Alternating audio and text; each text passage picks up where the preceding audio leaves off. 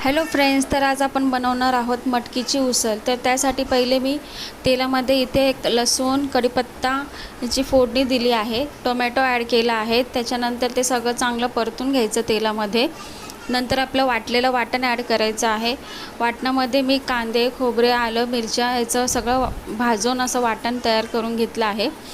ते पण छान तेलामध्ये परतून घ्यायचं आहे आणि थोडा वेळ झाकण लावून थोडा वेळ 1-2 मिनटं असं शिजून द्यायचं आहे।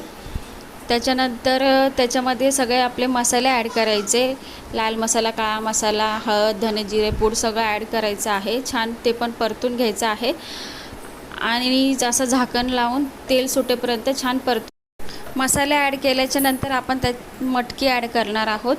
मटकी मी छान स्वच्छ धुवून घेतली आहे आणि त्याच्यानंतर हे सगळं असं मिक्स करायचं, मीठ टाकायचं। मीठ मी हातानेच टाकते कारण की मला चमच्याने अंदाज नाही कळत, तुम्ही तुमच्या अंदाजानुसार टाकू शकता। नंतर हे असं मिक्स करून झाल्यानंतर परत थोडा वेळ झाकण ठेवून शिजून घ्यायचं। नंतर वाटलेलं वाटण जे असतं ते पाणी ॲड करायचं आहे त्याच्यामध्ये आणि थोडा वेळ चांगलं शिजून घ्यायचं आहे। शिजल्यानंतर त्याच्यामध्ये कोथिंबीर वगैरे ॲड करायची आहे आणि आता आपली भाजी मस्तपैकी छान रेडी झाली आहेत। त्यानंतर मी चपात्या बनवल्या आहेत। चपात्यामध्ये मी बीटची प्युरी ॲड केली आहे। तर कसा वाटला आजचा व्लॉग नक्की सांगा। बाय।